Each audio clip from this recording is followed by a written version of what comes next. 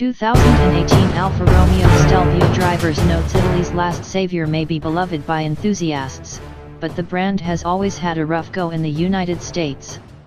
Sure, we may look back fondly now at cars like the Spider, Milano and Giulia, but those models never had the impact of their German or British rivals. Slow sales and a reputation for poor reliability killed Alfa in the US more than 2 decades ago.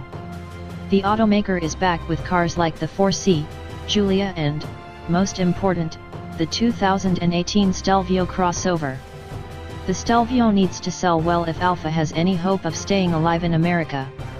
Sure, it may not be as sharp or as handsome as the Giulia, but the market demands crossovers, so that's what it'll get.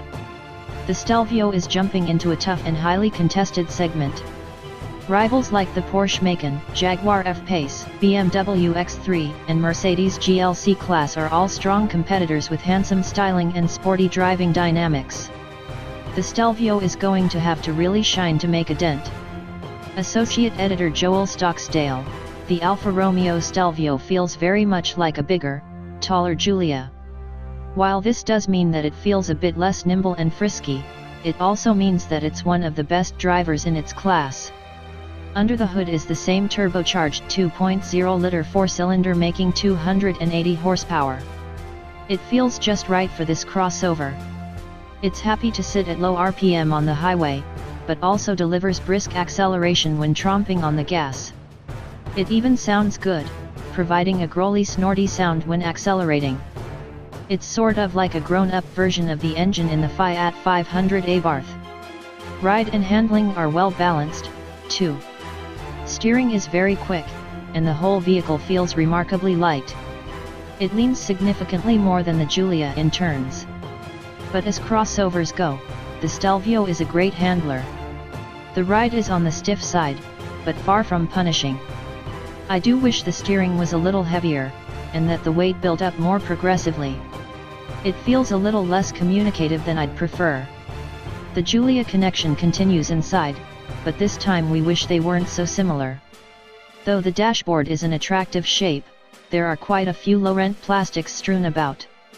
A number of the knobs feel chintzy, too.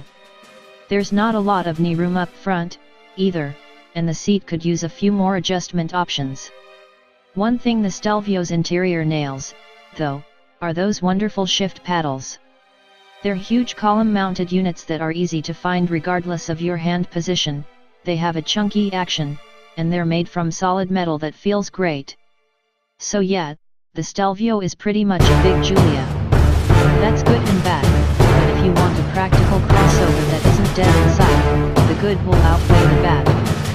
Associate Editor Reese Counts, this is it. This is make it or break it for Alfa.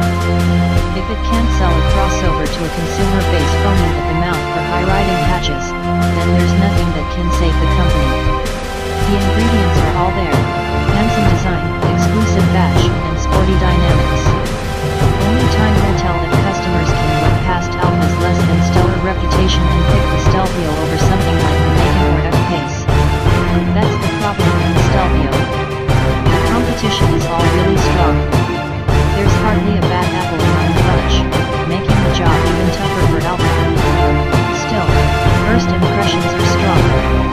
The moment you fire up the sweet little four-pot with the steering wheel mounted ignition, you get the sense that this is something different.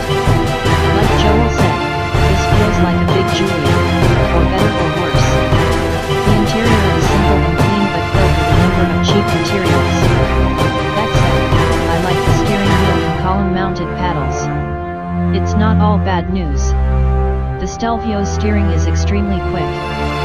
11.8:1. According to Alfa. That's significantly quicker than the 14.3:1 ratio of the Porsche Macan, though the latter has better feel.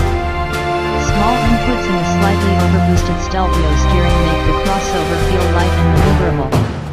It hides its weight well and feels pretty composed for a crossover. Better than the standard Mercedes GLC and Jaguar F-Pace. The engine is a real peach.